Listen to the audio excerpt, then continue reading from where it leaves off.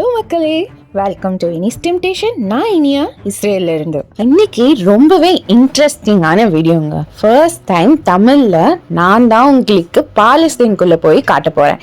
இன்னைக்கு நம்ம எங்க போறோம்னா பாலஸ்தீனுக்குள்ள இருக்கிற பெத்லஹேம் போறோம். இது வரைக்கும் நம்ம கேள்விப்பட்ட விஷயங்கள் டிவியில், யூடியூப்ல இந்த மாதிரி எல்லாம் வீடியோஸில் பார்த்து நமக்கு பாலஸ்தீனா இப்படி தான் இருக்கும் அப்படின்ற ஒரு கண்ணோட்டம் வந்திருக்கும். நாங்கள் இப்போ உங்களுக்கு உள்ளே போய் பாலஸ்தீன் நிஜமாவே எப்படி இருக்குது அப்படின்றத லைவாக காட்ட போகிறோம். தமிழில் ஃபர்ஸ்ட் டைம் நான் தாங்க காட்ட போகிறேன். ஸோ எங்களுக்கு நீங்கள் நம்மளோட சேனலை சப்ஸ்கிரைப் அண்ட் லைக் பண்ணி சப்போர்ட் பண்ணுவீங்கன்னு நம்புகிறேன். பாலஸ்தீனில் முக்கால்வாசியான பிளேசஸில் கார்டு அக்செப்ட் பண்ண மாட்டாங்க. அதனால நம்ம காசு கையில் வச்சுக்கிறது தான் பெஸ்ட் ஆப்ஷன். நாங்கள் ஒரு 500 ஷெக்கெல்ஸ் எடுத்திருக்கோம். அது போதும்னு நினைக்கிறோம். நீங்கள் உலகத்தில் எங்கே இருந்தாவது பாலஸ்தீன் வரணும்னு நினச்சிங்கன்னா 2 வழி தான் இருக்குது. ஒன்று இஸ்ரேல் வழியாக வரணும், இன்னொன்று ஜார்டன் வழியாக வரணும். இப்படி நீங்கள் இஸ்ரேலை சூஸ் பண்ணிங்கன்னா இஸ்ரேலில் எங்கே இருந்தாலும் நம்ம வர வேண்டிய இடம் ஜெருசலேம் வந்து தான் இங்கேருந்து இன்னொரு இடத்துக்கு போய் அங்கேருந்து பார்டர் கிராஸ் பண்ணி பாலஸ்தீனுக்கு போகிறதுக்கு ஒரே வழி தான் இருக்குது. நம்ம ஜெருசலேம் சென்ட்ரல் ஸ்டேஷன் வந்ததும் அங்கேருந்து நம்ம ட்ராம்போ பஸ்ஸோ பிடிச்சி டமாஸ்கஸ் கேட் அப்படின்ற பிளேஸ்க்கு நம்ம வரணும். இது தாங்க ஜெருசலேம். பெத்லஹேமும் ஜெருசலேம்குள்ளே தான் இருந்தது பிஃபோர் 1993க்கு அப்புறம் பாலஸ்தீன் லீடர் யாசர் அராஃபத்தும் இஸ்ரேலி லீடர் இட்சாக் ரபீனும் போட்ட அக்ரிமெண்ட், அதாவது ஆஸ்லோ அக்கார்ட் அப்படின்ற அக்ரிமெண்ட் படி வெஸ்ட் ஜெருசலேம் பாலஸ்தீன் கிட்டையும் ஈஸ்ட் ஜெருசலேம் இஸ்ரேல் கிட்டையும் வந்தது. இந்த வெஸ்ட் ஜெருசலேம்லனா பெத்லஹேம் இருக்கு, அதாவது பாலஸ்தீன் கண்ட்ரோல்ல. இந்த ஆஸ்லோ அக்கார்ட்ஸ் பிரிவின் படி ஜீசஸ் பிறந்த இடமும் ஜீசஸ் இறந்து உயிர்த்த இடமும், அதாவது church of nativity, church of redeemer, இது 2 சர்ச்சும் பெத்லஹேம்ல, வெஸ்ட் பேங்க் பாலஸ்தீன்லேயும், ஜீசஸ் இறந்த இடம்னு சொல்லப்படுற church of holy sepulchre Israeli கண்ட்ரோலில் வந்துடுச்சு. இன்னைக்கு வீடியோவில் நம்ம பாலஸ்தீனில் இருக்கிற ஜீசஸ் பிறந்த இடமான பெத்லஹேம்க்கு போக போகிறோம். இங்கே இருந்து தான் நம்ம ஜெருசலேமில் இருக்க டமாஸ்கஸ் கேட்டுக்கு ட்ராம் ஏற போகிறோம். ஆல்சோ இந்த டமாஸ்கஸ் கேட்டில் இருந்து தான் நீங்கள் ஜெருசலேமில் இருக்கிற முக்கியமான இடங்களுக்கு போக முடியும். டமாஸ்கஸ் கேட் தான் ரொம்ப சென்ட்ரல்னே சொல்லலாம். இங்கே இருந்து தான் ஜூவிஷோட வழிபாட்டு தலமான வெஸ்டர்ன் வாலும், கிறிஸ்டின்ஸோட வழிபாட்டு தலமான சர்ச் ஆஃப் ஹோலி செப்பல்கரும், முஸ்லிம்ஸோட வழிபாட்டு தலமான டெம்பிள் மவுண்ட்டுக்கும் இந்த இடத்துல இருந்து தான் நம்ம போக முடியும். இங்கே இருந்து நீங்கள் வாக்கிங் டிஸ்டன்ஸ்லேயே எல்லா இடத்தையும் நீங்கள் கவர் பண்ணிடலாம். இந்த ட்ராம் தான் ஜெருசலேத்தோட உயிர் நாடின்னு கூட சொல்லலாம். ஏன்னா ஈஸி வே ஆஃப் டிரான்ஸ்போர்ட்டேஷன் இந்த ட்ராம் மூலமாக தான் நம்மளால் பண்ண முடியும். மித்த ஏதாவது சூஸ் பண்ணிங்கன்னா, ஃபார் எக்ஸாம்பிள் டாக்ஸியோ இல்லை பஸ்ஸோ சூஸ் பண்ணிங்கன்னா டிராஃபிக்கில் ரொம்ப நேரமாக நிற்க வேண்டியது இருக்கும். ஏன்னா இந்த ஜெருசலேத்தில் தான் இஸ்ரேல்லேயே பாப்புலேஷன் அதிகமாக இருக்கிற ஒரு இடம். மலை பகுதியும் ரோடெல்லாம் ரொம்ப சின்னதாக இருக்கிறதுனாலையும் டிராஃபிக் ரொம்பவே அதிகமாக இருக்கும். அதனால் ட்ராமை சூஸ் பண்ணுங்கள், இங்கேருந்து எல்லா இடத்துக்கும் ஈஸியாக போகிறதுக்கு. ட்ராமுக்கு டிக்கெட் எடுக்கணும்னு நீங்கள் நினச்சிங்கன்னா நீங்கள் எங்கேருந்து வந்தாலும் ஜெருசலேத்தோட சென்ட்ரல் ஸ்டேஷன்லேயே நீங்கள் உங்கள் பாஸ்போர்ட் காமிச்சு பஸ் கார்டு பர்ச்சேஸ் பண்ணுறது ரொம்பவே ஃபீஸிபிளான வேங்க.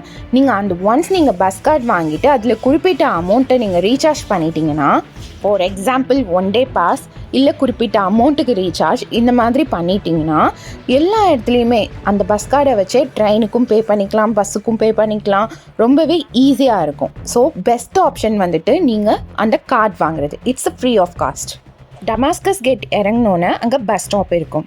ஓகே, இப்போ பெத்லஹேம் போகிறதுக்கு இந்த 231 பஸ், அந்த ஸ்டேஷன் நம்பர் பார்த்துக்கோங்க. இங்கே தான் வந்து நம்ம இறங்கணும். நம்ம போய் ஃபாஸ்ட்டாக ஒரு பிரேக்ஃபாஸ்ட் சின்னதாக சாப்பிட்டு வந்துடலாம். ஏன்னா எவ்வளோ நேரம் அங்கே போவோம்னு தெரியாது. அதனால நம்ம சாப்பிட்டு வந்துடலான்னு சொல்லிட்டு போயிட்டுருக்கோம். என்னதான் இஸ்ரேலை பற்றி நம்ம என்னென்னவோ கேள்விப்பட்டிருந்தாலும் நேரில் நீங்கள் பார்த்தீங்கன்னா அந்த கண்ணோட்டமே மாறிடுங்க. இந்த இடத்துல முஸ்லிம்ஸ், கிறிஸ்டியன்ஸ் அண்ட் ஜூஸ் எல்லாருமே ரொம்ப ஒற்றுமையாக தான் வாழ்ந்துட்டு இருக்காங்க, சந்தோஷமாக. இங்கே இருக்கிற அராப்ஸ்லாம் என்ன சொல்கிறாங்கன்னா, பாலஸ்தீன் உள்ள போய் சம்பாதிக்கிறத விட இஸ்ரேலில் அவங்களுக்கு ஆப்ஷன்ஸ் நிறையவே இருக்கிறதாகவும், இங்கே அவங்க நிறையவே ஏர்ன் பண்ணுறதாகவும், ஆப்பர்ச்சுனிட்டிஸ் இருக்கிறதாகவும் சொல்கிறாங்க. நம்ம இன்றைக்கி ஒரு ட்ரெடிஷ்னலான பிரேக்ஃபாஸ்ட் சாப்பிட வந்திருக்கோம். ஃபர்ஸ்டில் ஜென்ரலாக ஹம்மஸ், அதாவது கொண்டக்கடலை பேஸ்ட்டு, ஆலிவ் ஆயில் போட்டு வச்சுருப்பாங்க. ஆப்ஷன்ஸ்லாம் இருக்காதுங்க, இது மாதிரி தான் இருக்கும் நீங்கள் பார்க்குறது. இந்த பீத்தா பிரெட்டுன்னு சொல்லுவாங்க. இந்த பிரெட்டு தான் வந்து எல்லாத்துக்கூடையும் வச்சு சாப்பிட முடியும் மார்னிங்க்கு. அதுக்கப்புறம் அந்த கடலை பேஸ்ட்டு அதுக்கப்புறம் இந்த பீன் இருக்குல்ல, அது போட்டு ஆலிவ் ஆயில் போட்டு வச்சுருப்பாங்க. அப்புறம் பிக்கிள்டு வெஜிடபிள்ஸ், உப்பு இதெல்லாம் போட்டு ஊற வச்சு, வினிகர்லாம் போட்டு ஊற வச்சுருப்பாங்க.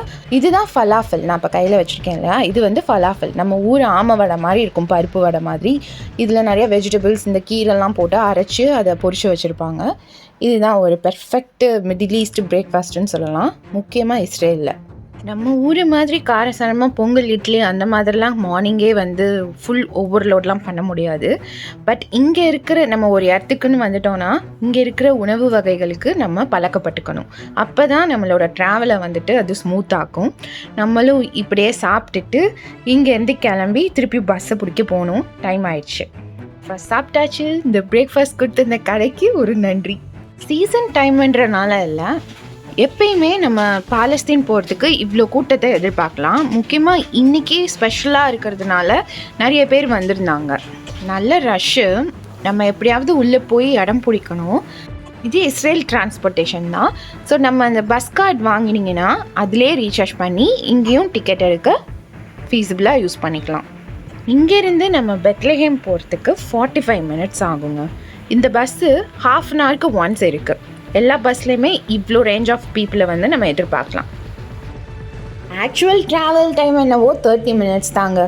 இடையில நிறைய ஸ்டாப்ஸ் இருக்கும். ஸோ நின்று போகும், மக்களை ஏற்றிட்டு அந்த மாதிரி.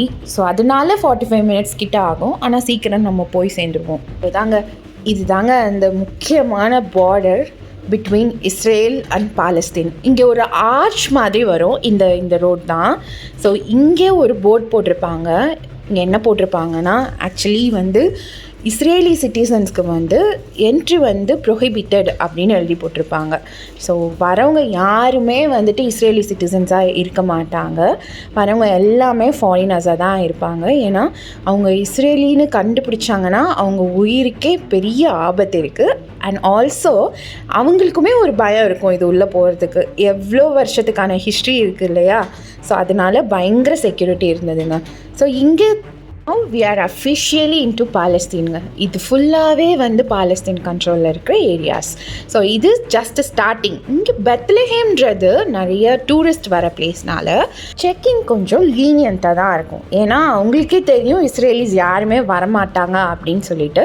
ஸோ இங்கே இருக்கிற இப்போ இதை தாண்டினதுக்கப்புறம் ஒரு பூத் வரும், செக்கிங் பூத். அங்கே 2 சோல்ஜர்ஸ், நிறைய சோல்ஜர்ஸ் இருப்பாங்க பேசிக்கலி. ஸோ அங்கே இருக்கிற சோல்ஜர்ஸ் வந்து ஜஸ்ட் பஸ்ஸில் வந்து பார்த்துட்டு ஒரு விசிட் பண்ணிட்டு போவாங்களே தவிர தனியாக பாஸ்போர்ட் வாங்கிட்டு அந்த மாதிரிலாம் எதுவும் பண்ண மாட்டாங்க. ஏன்னா நம்ம இஸ்ரேல்லேருந்து இங்கே வரதுனால இஸ்ரேலி வீசா இருந்துச்சுன்னா பாலஸ்தீனுக்குள்ளே நம்ம அலோட், அதனால பிரச்சனை கிடையாது. நீங்கள் ஜார்டன்லேருந்து வரதா இருந்தாலும் ஜார்டன் வீசா காமிச்சோன்னா, அதாவது ஜார்டன் வீசா இருந்ததுன்னா நமக்கு பாலஸ்தீனுக்குள்ளே ஈஸியாக என்டர் ஆகிடலாம். ஸோ இவ்வளோதாங்க, பாலஸ்தீனுக்குள்ளே என்டர் ஆகணும்னா இருக்க வேண்டிய முக்கியமான விஷயங்கள். பாலஸ்தீனுக்குள்ளே வந்தாச்சு. இனிமேல் நம்ம ஹீப்ரூ லெட்டர்ஸ் எதுவுமே பார்க்க முடியாது எந்த வால்ஸ்லேயும். இனிமேல் எல்லாமே அரபிக்ஸில் தான் எழுதியிருக்கும். இந்த வால் பற்றி சும்மாவே நீங்கள் நிறையா கேள்விப்பட்டிருப்பீங்க. இது தாங்க அந்த பார்டர் ஸ்ப்ளிட் பண்ணுற ஒரு முக்கியமான வால். இந்த வால் எங்கேருந்து ஸ்டார்ட் ஆகுதுன்றதெல்லாம் நம்ம போய் பார்க்க போகிறோம். இன்றைக்கி ஆஃப்டர்நூன்லாம் போயிட்டு பார்க்கலான்னு இருக்கோம். வீடியோவை தொடர்ந்து பாருங்கள், சப்போர்ட் பண்ணுங்கள். இப்போவே சொல்லிடுறேன், நீங்கள் பாலஸ்தீன் இந்த மாதிரி தான் இருக்கும் அப்படின்னு ஒரு மனசில் ஒன்று நினச்சி வச்சுருப்பீங்க இல்லையா? அது அப்படி தான் இருக்கா, இல்லை உங்களுக்கு இந்த வீடியோ பார்த்தோன்னே கருத்து வேறுபட்டிருக்கா அப்படின்றதெல்லாம் நீங்கள் கமெண்ட்டில் சொல்லணும். கண்டிப்பாக கமெண்ட்டில் நீங்கள் சொல்லிகிட்டே தான் போகணும். ஏன்னா நம்ம தூரத்துலேருந்து நிறைய விஷயங்கள் வந்துட்டு நம்ம கண்ணில் பார்க்காமே வந்து இப்படி தான் இது அப்படி தான் சொல்லிட்டு நம்ம ஜட்ஜ் பண்ணிடுறோம். பட் அங்கே போய் பார்க்குறவங்களுக்கு தான் தெரியும் இது எந்த மாதிரி இருக்குது அப்படின்னு சொல்லிட்டு. ஸோ அதனால தான் நீங்கள் வேறு ஏதாவது கண்ணோட்டத்தில் பார்த்துட்டு இருந்தீங்கன்னா முன்னாடி இப்போது இதுதான் சூழ்நிலை அப்படின்றத நான் உங்களுக்கு காட்டுறேன். பார்டர் ஏரியாவில் இவ்வளோ செக்யூரிட்டி இருக்கிறது எக்ஸ்பெக்டட் தான். உள்ளே வந்தோன்னே நான் நிறைய பைக்கு, காரு அந்த மாதிரியான போலீஸ் வண்டியில் வந்துட்டு நிறைய சோல்ஜர்ஸ் இருந்ததை நாங்கள் பார்த்தோம். பாருங்க பாலஸ்தீனோட ரோடு இப்போ ஒரு சென்ட்ரலில் ஒரு கோடு மாதிரி தெரியுதுல, இந்த பக்கம் ஒரு வால் இந்த பக்கம் ஒரு வால். இதுதாங்க நம்ம பார்டரை பிரிக்கிற ஒரு முக்கியமான வால். அங்கே பார்த்தோம்ல, அதோட கண்டினியூட்டின்னு கூட சொல்லலாம். அதோட ரைட் ஹேண்ட் சைடில் இருக்கிறது பாலஸ்தீன், லெஃப்ட் ஹேண்ட் சைடில் இருக்கிறது இஸ்ரேல் ஏரியா. ஸோ நம்ம அதனால தான் இந்த பஸ் வந்து டிரான்ஸ்போர்ட்க்குரியது வந்து இஸ்ரேலோடது. ஸோ அதனால தான் இஸ்ரேல் பஸ் வந்து இஸ்ரேல் டெரிட்டரிக்குள்ளே வந்து நம்மளை ட்ராப் பண்ணிவிட்டு திருப்பியும் அது போயிடும். எவ்வளோ கார்ஸ் பார்த்தீங்களா? நான் ஃபஸ்ட்டு நுழைஞ்சதுலேருந்து பார்த்தது மல்டிபிள் நம்பர் ஆஃப் கார்ஸ் தான். எனக்கு தெரிஞ்சு ஒரு குடும்பத்துக்கு ஒரு கார் இருக்குன்னு நினைக்கிறேங்க. அந்த அளவுக்கு கார் தான் வந்து இங்கே நிறைய புழக்கத்தில் இருந்தது. நம்ம புக் பண்ணியிருக்க ரூம் இங்கேருந்து 1.2 கிலோமீட்டர்னால அப்படியே நடந்து போயிட்டுருக்கோம். இங்கே பார்த்தீங்களா, பேங்க் ஆஃப் பாலஸ்தீன்னு உங்கள் பேங்க்கே வச்சுருக்காங்க. ஆனால் இஸ்ரேல் மணி தான் ஃபாலோ பண்ணுறாங்க. India welcome. All good? Yeah, all good. All good. Welcome. Hi. Go street, okay? And right. And the street, okay? Welcome. Bye. Palestine police மக்களே எவ்வளோ அழகாக பேசுகிறாங்க. இறங்குனதுலேருந்து பார்த்த எல்லா போலீஸுமே பயங்கர ஃபிட்டாக ஆல்சோ க்யூட்டாகவும் இருந்தாங்க மக்களே. நிறைய வால்ஸில் நம்ம பெயிண்டிங்ஸ் பார்க்கலாம். ஸோ இவர் யாருன்னா பாலஸ்தீன் லிபரேஷன் ஆர்கனைசேஷனோட லீடர். இவர் தான் ஃபவுண்டர் யாசர் அராஃபத். நான் ஃபஸ்ட்டு வீடியோவில் சொன்ன மாதிரி ஓஸ்லோ அக்கார்ட் அக்ரிமெண்ட்டில் இவரோட பங்கு தான் முக்கியமாக இருக்குது. ஏன்னா இவர் தான் பாலஸ்தீனோட ஃபர்ஸ்ட் பிரசிடெண்ட். பாலஸ்தீனியர்களுக்கு இவர் ஒரு நேஷ்னல் ஐடென்டிட்டியாக இருக்கார். இந்த ஹிஸ்ட்ரிஸ், இந்த பெயிண்டிங்ஸ், இதுக்கெல்லாம் நிறைய ஹிஸ்ட்ரி இருக்குங்க. அதெல்லாம் நம்ம தனியாக ஒரு எபிசோடில் பார்க்க போகிறோம். முக்கியமாக இங்கே சொல்லணுன்னா, இங்கே பப்ளிக் டிரான்ஸ்போர்ட்டேஷன்ற ஒன்றே கிடையாதுங்க. இருக்கிற ஒரே வழி ஆஃப் டிரான்ஸ்போர்ட்டேஷன் இந்த டாக்ஸிஸ் தான். எக்கச்சக்கமான டாக்ஸிஸ் இருக்கும். டாக்ஸி மட்டும்தான் ஒரே வே ஆஃப் டிரான்ஸ்போர்ட்டேஷன்னால பப்ளிக்கு ரேட்ஸ்லாம் வந்துட்டு ரொம்ப இருக்காது, கம்மியாக தான் இருக்கும். ஃபார் எக்ஸாம்பிள் இஸ்ரேல் எடுத்துக்கிட்டோன்னா ஒரு 5 கிலோமீட்டர்ஸ்க்கு 250 ஷெக்கல்ஸ் கிட்ட நம்மளை சார்ஜ் பண்ணுவாங்க. பட் இங்கே பார்த்தோன்னா ஒரு 5 கிலோமீட்டர்ஸ்க்கு 50 ஷெக்கல்ஸ் அந்த மாதிரி தான் வரும். ஸோ அதுக்கேற்ற மாதிரி தான் பாலஸ்தீனில் எக்கனாமியும் இருக்குது. எப்போயுமே நம்ம ஒரு புது கண்ட்ரிக்கு போனோன்னா அதை பார்த்தோன்னே, அதாவது ஃபர்ஸ்ட் இம்ப்ரெஷன் எப்படி இருக்குன்னு தான் நம்ம வந்து ஜட்ஜ் பண்ணுவோம், அந்த கண்ட்ரியே மொத்தமாக எப்படி இருக்குன்னு சொல்லிட்டு. அதே மாதிரி தான் நாங்கள் இறங்குனதுலேருந்து எங்களுக்கு ஒரே பாசிட்டிவ் வே ஆஃப் திங்கிங் மட்டும்தான். ஏன்னா அங்கே இருக்க மக்கள்லாம் எங்களை பார்த்து ரொம்ப வெல்கமிங்காக வந்துட்டு பேசிகிட்டு இருந்தாங்க. யாரை பார்த்தாலும் ரோட்டில் யாராவது க்ராஸ் பண்ணி போனால் ஹாய் இந்தியாவா, நம்மளை பார்த்தோன்னே வந்து நீங்கள் இந்தியாவிலேருந்து வந்திருக்கீங்களா, வெல்கம் வெல்கம் அந்த மாதிரிலாம் வந்து சொல்லி ரொம்ப வெல்கமிங்காக இருந்தாங்க. ஏன்னா இங்கே ரொம்ப வருஷமாக வந்து இந்த வார் சிச்சுவேஷன்னால் டூரிஸ்ட்லாம் யாருமே ரொம்ப வருஷமாக இங்கே வரல. ஸோ ஃப்ரீக்வெண்ட்டாக யாருமே இல்லாதனால இந்த நாட்டில் ரொம்பவே பஞ்சமும் வந்திருக்கும்னு நினைக்கிறேன். இப்போது நம்ம டூரிஸ்டெல்லாம் ஸ்டார்ட் பண்ணி வர ஆரம்பித்தோன்னே இவங்க டூரிஸ்ட்டை பார்த்து ரொம்பவே சந்தோஷப்படுறாங்க. அதனால நீங்கள் பாலஸ்தீன் வந்தீங்கன்னா உங்களுக்கு கண்டிப்பாக ராஜ கவனிப்பு இருக்குன்றதுக்கு 100% நான் கேரண்டி. பட் நெகட்டிவ் சைடு என்னன்னு பார்த்தோன்னா, இந்த ஒரு டார்க் சிச்சுவேஷனை சில பேர் அட்வான்டேஜாக எடுத்துக்கிறாங்க. ஃபார் எக்ஸாம்பிள், இந்த பையன் எங்ககிட்ட வந்து பேசுகிறான், காஃபி குடிங்க அந்த மாதிரிலாம் சொல்கிறான். பட் முடிஞ்சதுக்கப்புறம் என்ன சொன்னான்னா, அந்த கான்வர்சேஷன் முடிஞ்சதுக்கப்புறம் கிவ் மணி காசா காசா காசா அந்த மாதிரி சொன்னான். ஸோ அப்போ வந்து கொஞ்சம் கஷ்டமாக இருந்தது. ஏன்னா நம்ம வரோம் அப்படின்னா நம்மக்கிட்ட வந்துட்டு இந்த மாதிரி சொல்கிறாங்க அப்படின்னும் போது நமக்கு ரொம்பவே கஷ்டமாக இருந்தது. ஓகே, அவங்க சிச்சுவேஷன் அந்த மாதிரி அப்படின்னு சொல்லிட்டு நாங்களும் நம்ம ரூமை பார்த்து போக ஆரம்பிச்சிட்டோம். நாங்கள் ஸ்டே பண்ண போகிற பிளேஸ் பாலஸ்தீனில் சாண்டா மரியா ஹோட்டல். இது வந்து சென்டர் ஆஃப் சிட்டியில் இருக்கிறதுனால இங்கே இருந்து நம்ம சர்ச் ஆஃப் நேட்டிவிட்டி, அதாவது ஜீசஸோட பர்த் பிளேஸ் சர்ச்சோ இல்லை அந்த மேனேஜர் ஸ்கொயர், அதாவது ஆக்டிவிட்டீஸ் நடக்கிற ஏரியாவுக்கோ போகிறது இங்கேருந்து பக்கன்றதுனால நம்ம இந்த ப்ராப்பர்ட்டி சூஸ் பண்ணியிருந்தோம். போனோன்னே வெல்கம் ட்ரிங்க்லாம் கொடுத்து பயங்கரமாக கவனிச்சுக்கிட்டாங்க. இங்கேருந்து வியூ பார்க்குறதுக்கு ஒரு மலை மாதிரி தான் இருக்கும். ஏன்னா ஃபுல் பெத்லஹேமே ஒரு ஹில் ஸ்டேஷன் மாதிரி தான். இப்படி சுற்றி ஹேர்பின் பென்ஸ்லாம் வர மாதிரி இருக்கும். நம்ம பிளான் என்னென்னா, இப்போ ஃப்ரெஷ்ஷப் ஆகிட்டு கிளம்பிட்டு நம்ம எங்கே போகிறோன்னா, இது வந்து 24th இல்லையா, நைட்டு வந்து மாஸ் இருக்குது.